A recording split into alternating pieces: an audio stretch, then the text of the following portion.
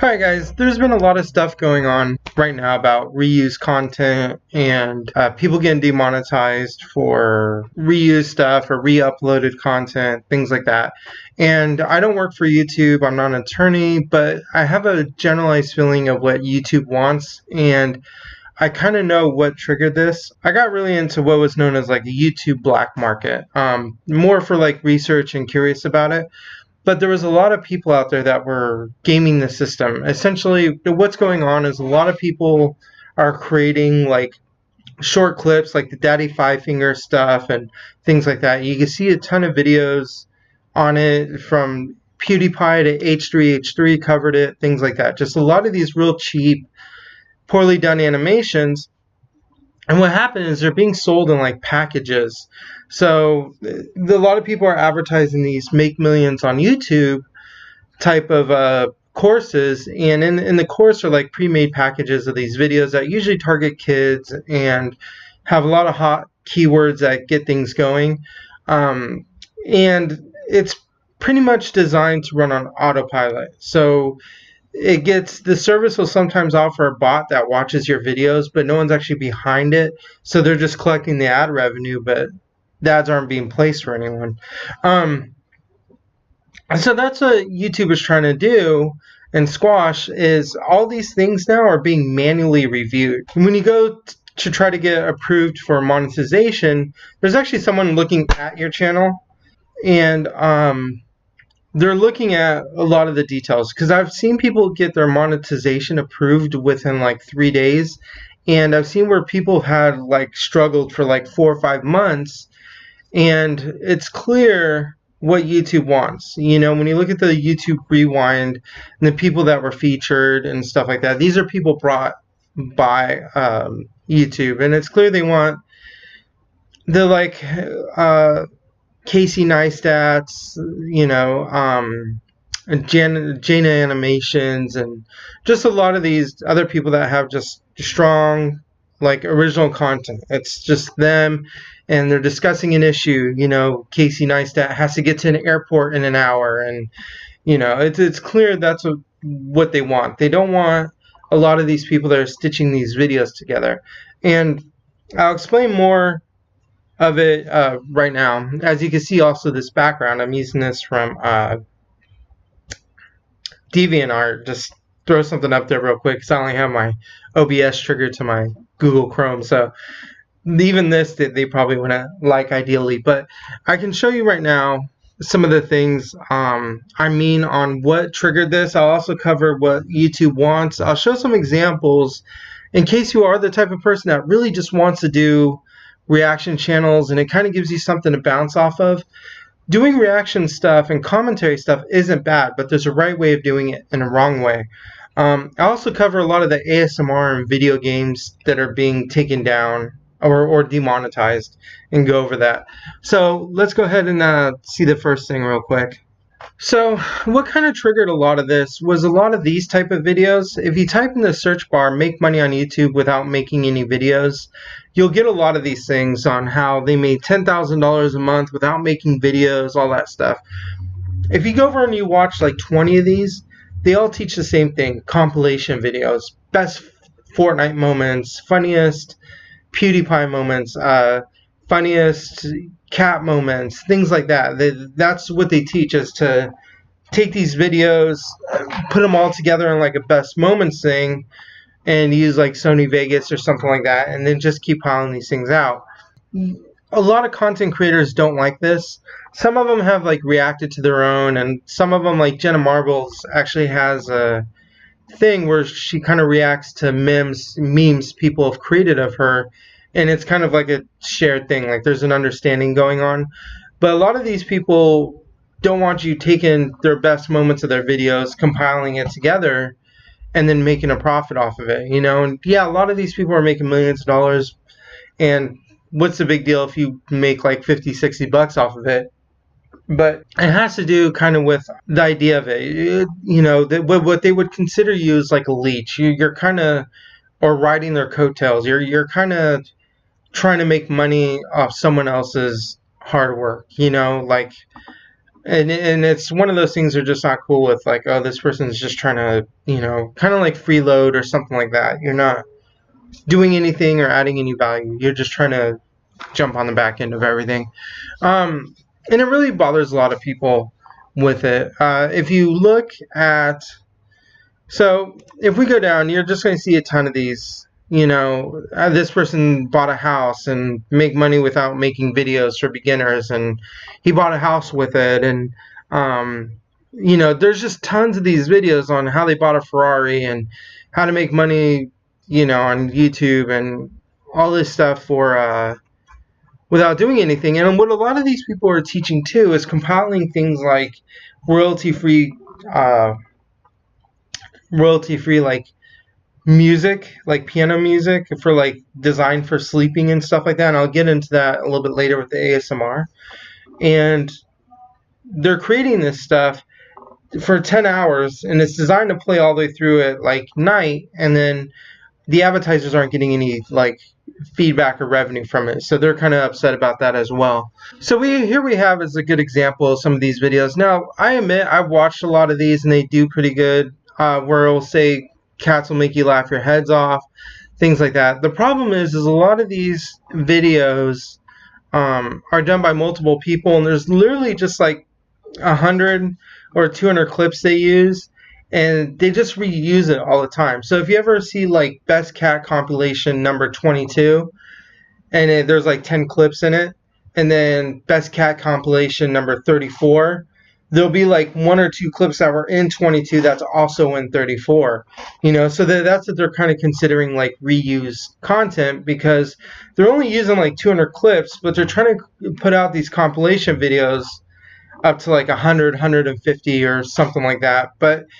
And they're trying to add a couple clips in each one, so they're essentially reusing them. And not only that, there's other people that are doing the same thing. So you can find multiple channels doing these cat compilation videos, and essentially there's probably 200 to 300 clips going around on the internet that are the most popular, and there's thousands of cat videos and stuff like that. But the most like funniest ones, it's just the same ones being thrown out over and over again with multiple channels and multiple videos. It'll just be the cat here in the pool in the water. That video, for instance, will be on number 22 and will be like clip number 2. Then we'll be on number 34 and it'll be like clip number 7. So they're just constantly reusing this to try to get it out. And YouTube is essentially stopping that, just because it's just becoming kind of like a quick cash grab. And the gurus that promote this stuff about how to make millions of dollars without filming your own stuff, that's what it's about. It's about little effort as possible, and getting as much stuff out as you can. One of the other issues is everybody knows people are making money on YouTube now. The cat's out of the bag. Someone's grandma to a 5-year-old kid all knows everyone's making money on YouTube. If the media and people kind of didn't talk about money with YouTube, these like compilation videos can maybe still fly a little bit. But let's say my sister, for example, this is just an example, films a cat video, and it's just like 30 seconds long, and it's her cat doing a flip, and it does really good with traffic. And all of a sudden she finds her video in one of these compilation videos, and it has millions of views and there's ads on it. She would probably be a little bit upset because, it was her video and she didn't really make anything of it, just because she just uploaded it and she doesn't approve her monetization. And this other person uploaded it with ads, and you can tell with all these videos a rough number of how much money they made, all this stuff. She'd probably be upset because everyone can always use a couple extra bucks. It doesn't matter if they made $10 on the video or they made, 75,000 or something. And especially if you made those high numbers, a lot of people are going to be upset. Like, this person made 75 grand off my clip. I could have used that to buy a car or something like that. Now, if YouTube was done still back in the day, like 2005, 2006, early days where they weren't paying people, but people were still uploading stuff, and most of it was short cat clips.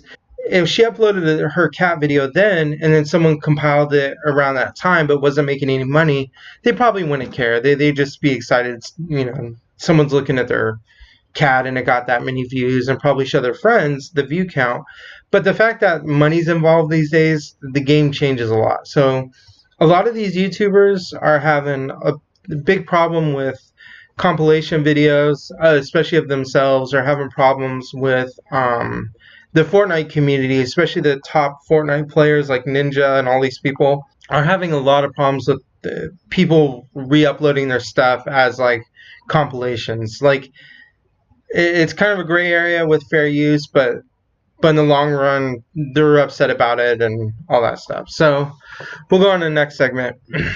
Okay, so one of the other things that's been a huge issue on the table is reaction videos, and Grade A Under A had made a statement about this, and a bunch of other people had made statements about this. The problem with reaction channels, Jack's Films has a good example. Hey guys, it's me, Jack. Today I'm going to react to a really cool YouTuber named Jinx. Here we go.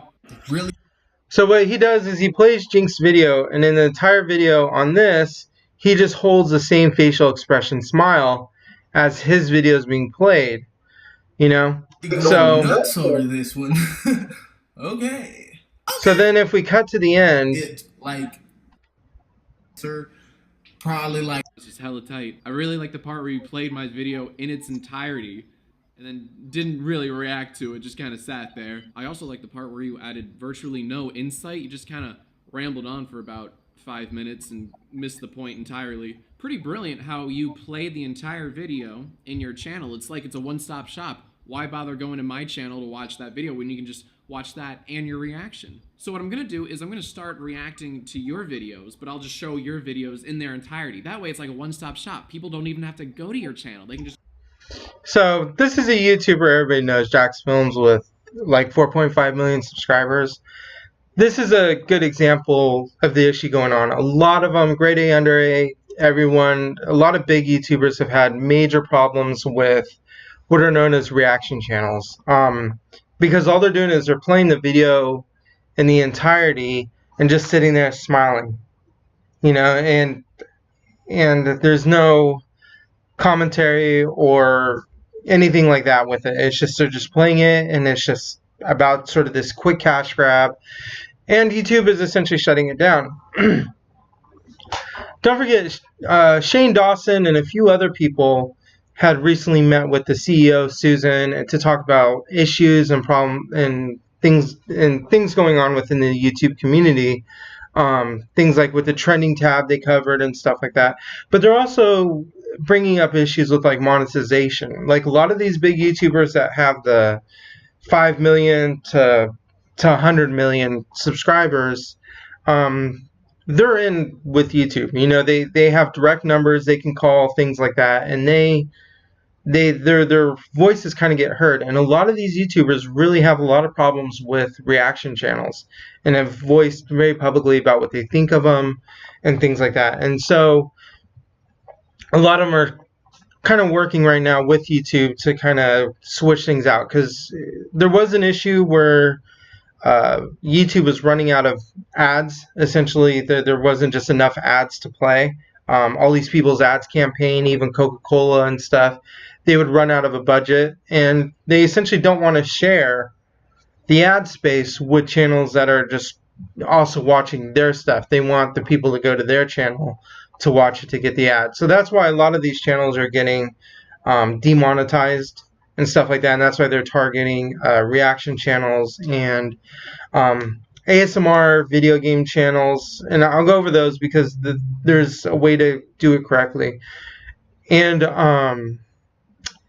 compilation channels, you know. So that's why a lot of these are getting demonetized, is they want you to go to the original source. And if you look at most of these channels, most of the people doing these things, they don't give credit to the original person or show where you can find the original video. Most of these people, they just react, type in a few keywords like, hey, visit my store, or, hey, subscribe and watch my channel, but they're not giving credit to the videos they're reacting to, and that's also bothering a lot of people. All right, so if you want to do a reaction channel, like you feel that's like your calling or your need is to do sort of a reaction channel, the best people to kind of Model Buy or like the Fine Bros. I know they've had their issues in the past and stuff like that, but they'll play a video and they cut every like anywhere from 10 to 30 seconds of the video and ask for an opinion on it. It's very high quality. They use multiple people, things like that. And on a lot of occasions, they actually get permission from the people to use the clips. And yeah, they have the reputation. They got in early when they first started. They probably didn't ask, but now that people know who they are, they do ask permission, which is important. But let's say you're critiquing a channel, or someone did something wrong with like like they're doing a car rebuild channel and they did something wrong and you're critiquing it of what they did wrong. First and foremost, don't show the video in its entirety. Show the important segments. So if the video is 4 minutes long, only use about a minute, at the most maybe a minute and a half, and then find the most important segments of what they're doing wrong. Pause the video, explain what's going on, watch, explain what's going on, things like that. That's sort of how you do it. They want you to show your face, your voice, and have a narrative and things like that. Kind of like how I have it set up now. Like, again, I'm not really playing any of these videos just because staying out of it, and I just don't have time to right now. That's sort of the Fine Bros. The way they do it is the way to model off of. H3H3 does really good with reaction videos and reaction content. They'll play a small segment of a video, then he'll pause it and then give his insight, whether it's positive insight or negative, which is usually funny negative. And he'll talk for about a minute or two and then play the next part. That's kind of, if you're absolutely determined to do like a reaction channel, that's what YouTube wants. They don't want you playing the video in its entirety. You have to like pause and give your insight, have it transformative. Don't do the whole channel, the whole video. Just do segments of it, and then at the end, let people know where they can find the original video. At least try to send traffic to the original creator. It's just a courtesy thing, and it looks like that's the direction YouTube wants. Like I said, it's clear they want 100% original now. They want the Elijah Koshis that's actually writing scripts and doing skits. They want the Casey Neistats, or on the animation side, like Jane Animation. In her videos, when she did the Q&A recently, it took like 90 hours just to do one of those 70, 80-minute videos. But that girl is like killing it on YouTube right now. But if you were to do how to make millions on YouTube in 2019 and your first opening is, okay guys, learn how to draw. There's 30 frames in a second, draw 30 pictures. It's going to take you about 90 hours to complete, but hey, most people run. They don't want that. They want to know how they can upload with minimal effort every single day, and make as much money as possible. They don't want to sit there for 90 hours drawing photos to animate and writing scripts and stuff like that. So that's the direction YouTube wants. That's what a lot of people don't want. Okay, an example of a video would be is if you did a setup like this. So this is a compilation cat video. Is if you were in the corner of it, you were giving your insight as it was playing, and as things go, and then you pause there and you go, oh my god, my cats would always do that, ... or oh, that cat was just having a bad day. So your face is in the corner, and then you go, oh man, that looks like my cat. That cat is just not having it today, and it's, and you give some sort of insight to it. You play a little bit, and you throw a joke or give some insight, and then you call quits from there,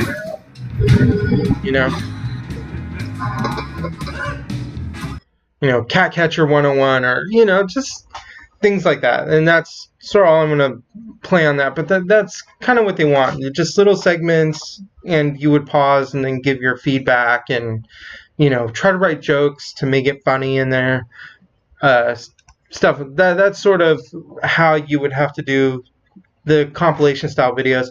A good example is like Tosh.0, things like that. So you would essentially, you would want to be the host. Have yourself on screen, have a little screen, and make it real professional, and then just kind of throw jokes and show little segments and things like that. That's sort of an example of what they want. And the reality is I think reaction videos and compilation videos just kind of need to go away. They're just going to eventually, I think, just completely demonetize them unless if you have some sort of reputation with like the Fine Bros or H3H3 or something like that.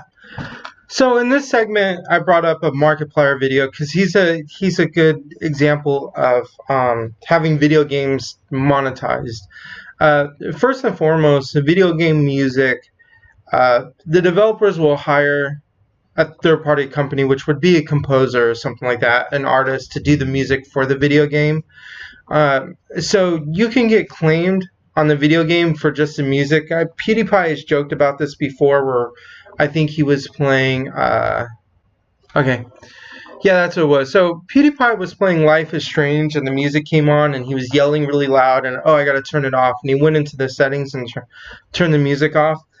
So you could play a video game and still get a claim, not necessarily by the developers, but by the company that did the music for the video game. So most people that do the video game channels, let's play channels and stuff like that, most of the time what they do is they turn the music off. That's one of the first things you want to do, is turn the music off. The second thing to do is during the gameplay, like how Markiplier set up here, is you want to be able to talk. I've got a weird hobble to me too. Is my leg okay? I don't know. Okay, so you want to be talking during the whole time during the video. Now, there's a lot of Let's Plays that don't show their face, but they're talking during the whole time. Now, if you're playing a story-based game that has dialogue, it's okay to let the dialogue play out, where two characters in the game are meeting each other and they're chit-chatting, and then right afterwards, then you have to go do your task or do your quest or something like that. During the time they chit-chat, that's okay, just as long as you keep like a flow. Like I said, Markiplier and a lot of these Let's Plays that do monetize, their commentary is completely over the game, and a lot of people are getting demonetized for just doing a full playthrough of the game without saying anything. So they just play the game and just let it run all the way through. Getting through Tomb Raider, these are sort of the videos I watched because I really didn't care about the guy's cat or something like that. I was just, if I got stuck with like a puzzle in the game Tomb Raider, I would just kind of bring these people's videos up and watch them. Now, again, you can still upload these. They just can't be monetized, you know? So if you're looking for the monetization, you have to kind of critique it and go along with it. And Markiplier gets a ton of really like AAA games from the developers, so they really like him. So he's in good standing with the developers. He's in good standing with YouTube. Almost all of his content is monetized and all that stuff. I know he has a few that aren't, but you know, you go through, and that's the transformative part, is you're talking over it. The other thing from the game developer standpoint is it makes the people kind of want to buy the game and play it. So if it's a story-based game like Life is Strange and you're just playing it through without any commentary, then there would be no need for someone to buy the game. They would just watch the whole thing. But applying the commentary kind of adds height to it, and it makes it look like you're having fun, so they want to have fun. And then if it's edited down and stuff, you can tell there's pieces missing. You're kind of like, oh, what happened with that part? You can tell where Markiplier he'll edit down some of his videos where there's like load screens, and then there's certain parts where he had to redo. He just doesn't show them, so you're not like showing it over and over again. So it kind of goes through, and it's him talking over the whole thing. With video games, to get them monetized, that's what they want. They don't want these people playing all the way through without anything going on. Now, I think speed runs are okay because you have all those speed run dials, and you're usually flying through it pretty quickly. And there's sort of a transformative thing there with speed running that's unique. So I think a lot of speed running videos, it may be just a good idea in the beginning, be like, hey, I'm so and so, we're going to speed run this, we're going to try to get it under this time, and then during the speed run, just kind of mention a few things on what you're doing. Okay, I'm going to finish this level by going through this tunnel, or something like that. So you kind of do that part in a weird way. Also, I want to go over real quickly the ASMR videos and why a lot of them are being targeted. This has to do a little bit with kind of the React girls back in 2010 and 11. So ASMR has been blowing up like crazy, and everyone's kind of fighting for the top. You know, they're all fighting for views and doing these lengthy things, but ASMR is starting to kind of push the limit some of these creators. There's nothing wrong with it. You can still make the videos, but some of these people that are doing it are kind of like sexualizing it now to try to get more clicks. They're doing these really extended videos where it's like 10 hours of ASMR where it loops through over and over again. It's designed for when you sleep. They're being targeted because the stats on the click-through rate is really bad, and a lot of companies are kind of complaining about it. So let me do an example. Let's say I made this product, which I didn't. Okay, an example, this is like a beef jerky stick, pretty much. It's just one of these like beef jerky things. Let's say I made this product, and I'm trying to advertise, and with YouTube being like the second largest site, I decided to choose YouTube over Facebook or over Twitter to advertise this piece of sausage. So I use YouTube to advertise on it, and I have a budget of like $2,000. Now, reality is Coca-Cola and a lot of these companies will do $10,000 to $20,000 campaign budgets. But let's just say the advertisement gets set up in the campaign, and maybe I do like 10 cents to 15 cents a keyword, which would be in the advertisement. So the campaign runs, but it happens to run on a bunch of ASMR channels, and then I get the stats at the end, and the impressions are really high. So I got like 40,000 impressions, but the engagement is really low to like 150. So if you know anything about pay-per-click campaign, PPC campaigns, that's what Amazon runs on when you see like sponsored in the top. That's what Twitter runs on, Instagram. It's PPC campaigns. You pay for the keywords a certain amount, and it's usually cents. It's 5 cents, 10 cents, things like that. And then at the end, when you're done with the campaign, you get an analytics report, and it says all the analytics, and you can see how the campaign did. Well, if all these things are running on ASMR videos, which ASMR videos are technically designed to help you sleep, you're going to have a really shitty campaign because your ads ran over while someone is sleeping. And so that's one of the reasons why ASMR is being targeted. They don't want people to be watching these 10-hour long videos that have like 40 or 50 ads and no one ever sees them. It was the same thing when I said there was like this whole black market for YouTube with these bots that are trying to watch these videos automatically to try to just get the ad revenue when there's no real eyes actually watching them. So pretty much, if this was your product, let's just reverse it. Because a lot of people are saying it sucks. Why are they doing this? You know, they're making their full-time living doing ASMR. But take it from a different perspective, that this is your ASMR. You created this product. You're trying to get it on the market. And no one's viewing your videos or your ads because the engagement's real low because everyone's asleep. So ASMR channels are designed to help people relax when they're sleeping. Right now, the other thing is everyone's climbing to the top with these ASMR videos. And there was a guy, let me find him real quick. Okay, so this one here got real viral. It was kids doing ASMR. It was by Pay Money Wubby. And this is where I'm talking about where things got kind of really weird with it and sexual and things like that. Okay, hold on. Did she? I actually was not expecting this. Did she just deny Paul sex? Paul, by the way, if you guys haven't been following this shitty narrative, Paul is the person who got pulled over in this scenario that she's role playing. Here's your warning, Paul. This is never gonna happen. No. Okay. You know what? So.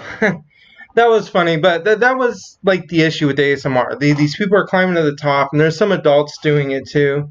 And once again, it doesn't have to do with the fact ASMR is being sexualized right now. Let me get off the screen real quick.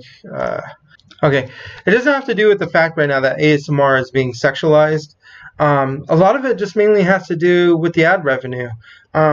Imagine the opposite happening. You have an ASMR channel and you're trying to promote it, and you're trying to promote it on Facebook, and you paid like $300 for ads on Facebook to get your channel promoted, only to find out no one saw it because the Facebook groups or Facebook keywords you were using are all designed to be for people that aren't around or are sleeping or something like that. So there's a lot of rumor right now that ASMR channels are being targeted for demonetization, and I think the reason why is just mainly because it's designed for people that are sleeping, and you're not watching any ads when people are sleeping, so it just kind of makes it useless to monetize them at all.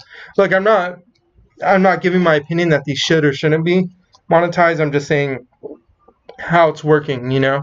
I'm on the bandwagon that people should be able to do it. Like the compilation videos, I'm not going to lie, I watched a lot of them, and they kind of serve their purpose.